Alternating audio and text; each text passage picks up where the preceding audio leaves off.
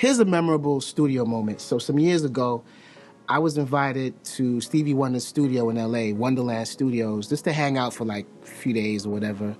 You know, after all these years of doing tribute parties, he and I developed a rapport.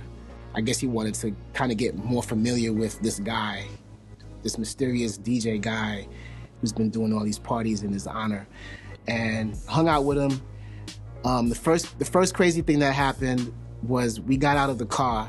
His driver was escorting him inside the studio, and he bumped his head, like real hard.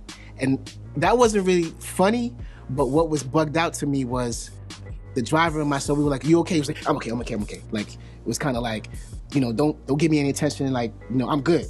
Like, you know, it's all good. You know, don't even sweat it, right? So I'm like, okay.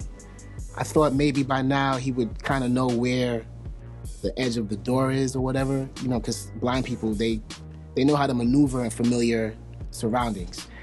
As hours progressed, we're in the studio, he's playing me a bunch of new music he's working on or whatever. And he's like, hey, Spinna, you hungry? And I'm like, yeah. He was like, what you want to eat? What do you have a feel for? I said, I don't know. What do you have in mind? He's like, you want some chitlins? I'm like, chitlins? He said, yeah, man. You want some chitlins?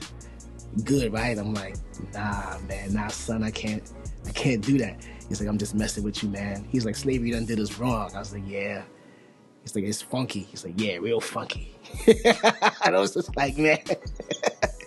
You know, he's full of jokes, man. You just never know what's going to come out of his mouth. You know, he's so unpredictable sometimes. Pretty funny.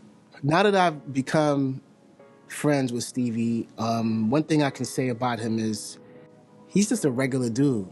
And as you get to know him, you kind of put aside all the accolades, all of the accomplishments.